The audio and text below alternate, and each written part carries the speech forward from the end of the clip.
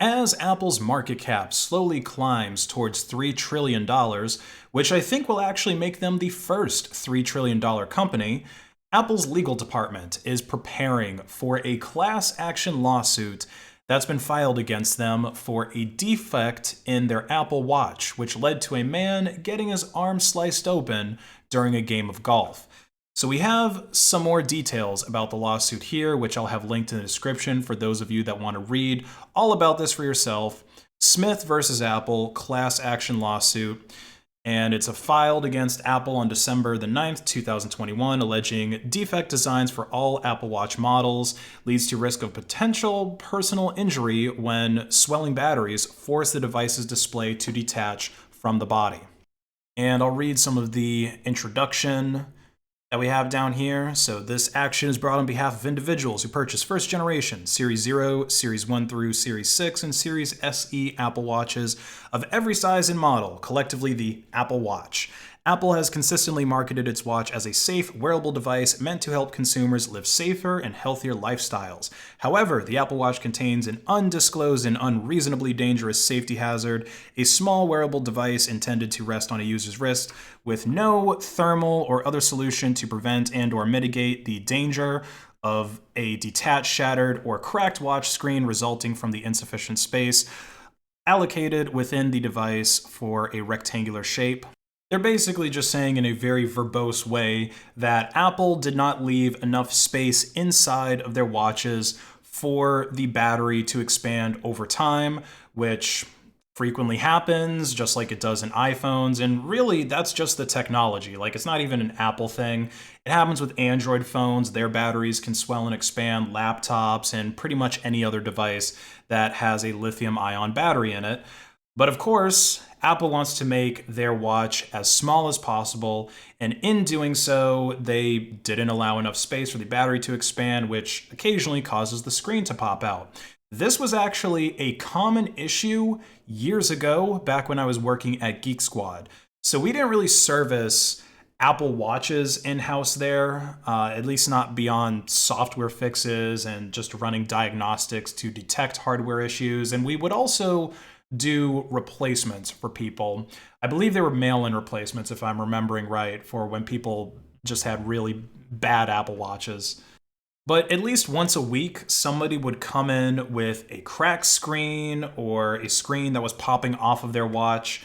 And so I'm honestly surprised that this is the first time that I'm hearing a big story about somebody getting cut on that screen and that a class action lawsuit is being filed against them.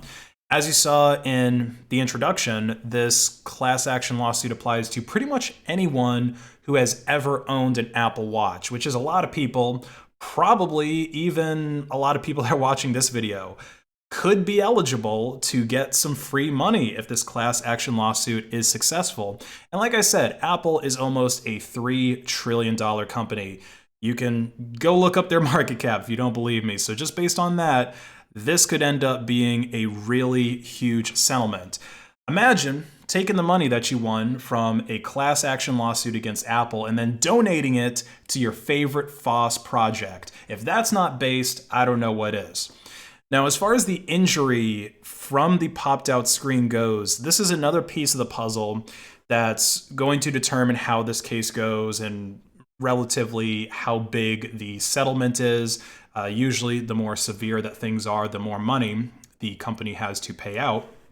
But I think that this is a pretty bad injury. I know this much. It's bad enough that I definitely cannot show you the uncensored picture that's down here in the lawsuit on YouTube. But you can go check it out for yourself. Like I said, link is in the description below if you're curious. We have some pictures of the watch in question that the guy got injured on. So he had the aftermarket leather straps. I think you can kind of see like that little bit of red that's on the screen there. I'm presuming that that's his blood. So you can pretty much tell just from this, like that going into your body is not something that you want to happen. Now, I will show you some censored pictures of what happened.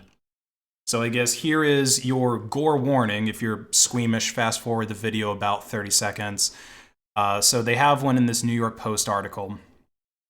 So you can tell just from the blood trickle that is still on his arm. And mind you, this injury occurred when this guy was on a golf course. So I don't know where he is now. If this picture is being taken in a hospital that's, maybe far away, like several miles and several minutes removed from the incident, or if he's just in a nurse's office that's in a building on the golf course somewhere, like somewhere in the maybe country club or whatever other facilities are there on the golf course. But this amount of blood tells me that some was definitely spilled on the green and that this isn't just a minor cut. As for the part that's blurred out here, that's censored, I looked at the uncensored version, and if I had to guess, I think that the cut that's in this guy's arm is maybe 1/2 inch to 3/4 of an inch deep. This guy probably needed stitches for the injury, and honestly, he's kind of lucky that this injury wasn't a whole lot worse. Like, I'm guessing it probably didn't hit any major veins.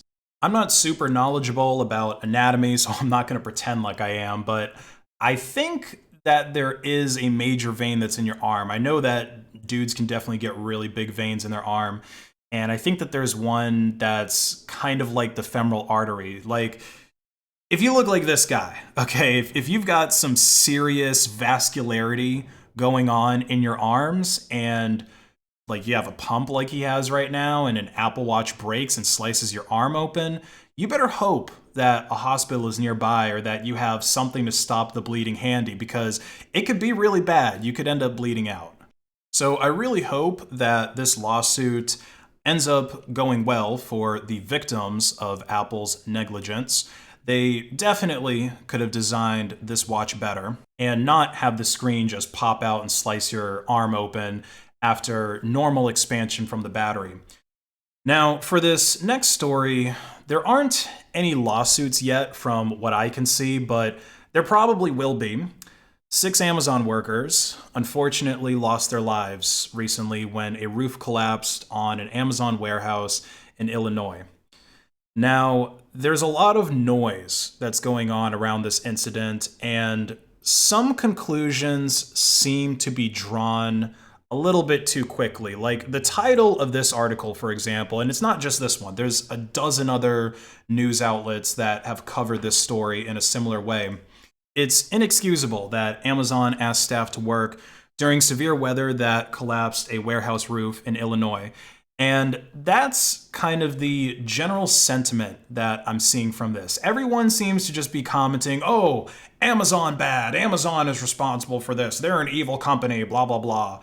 And meanwhile, they're probably buying tons of useless crap from Amazon each day and contributing to their growth. That's why I personally don't buy things from Amazon, because I don't want to contribute to their growth, because I don't really like what they're doing as a company.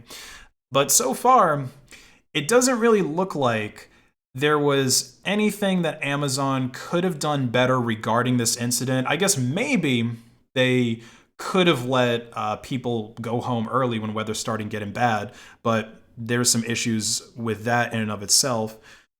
I think, yeah, so here we have this statement from an Amazon spokesperson. So they say that the site, meaning like their warehouse, received tornado warnings between 8:06 and 8:16. This is 8:06 p.m., by the way, so it's at night. And site leaders directed people on site to immediately take shelter. At 8:27, the tornado struck the building. So they only had about 10 or 20 minutes to prepare, and that's normal from, when tornadoes touch down. I'm not super familiar with it because I've never lived in an area that's a really hotbed for tornadoes. I think there was one really minor tornado in Virginia when I was living there. But I know that there's usually not a whole lot of warning and a whole lot of time to prepare once a tornado touches down. So like I was saying, the only thing that I think they even could have feasibly done here, and this is also assuming that their building was up to code and that their bathrooms were up to code, because I think that that's where they were actually hiding, in the bathroom. But as far as letting people go home early, and that's something that I've seen some other people saying, it's actually worse to be outside when a tornado warning is happening than to be inside. And this happened at nighttime, so it's even more dangerous when there's a tornado warning at night. You can't really see the twister or where it's coming from. And secondly, this happened in Illinois. They get severe thunderstorms and tornadoes all the time, and I imagine that the people in Illinois treat it just like us Bostonians do when we have a blizzard or a warning of a blizzard. We don't take the day off of work when a blizzard happens. Nothing in our day really changes in New England. We just throw on an extra pair of socks and we go to work. I imagine it's also just like people in Japan when there's an earthquake that happens. Yeah, it's a natural disaster, but when natural disasters happen all the time, the people there tend to just treat it like another day. But apparently OSHA is investigating this incident, and I hope that they find any and all wrongdoing by Amazon, if there is any. And I hope that Amazon also gets hit with a class action lawsuit, because this wouldn't be the first time that they put their employees in danger to make a profit. But that's it for this one, guys. Like I said, with the Apple lawsuit, it's regarding any and all Apple Watches. So definitely look into it. If you or a family member have owned an Apple Watch, you may be eligible to get a settlement. And for everyone else, stay safe and have a great rest of your day.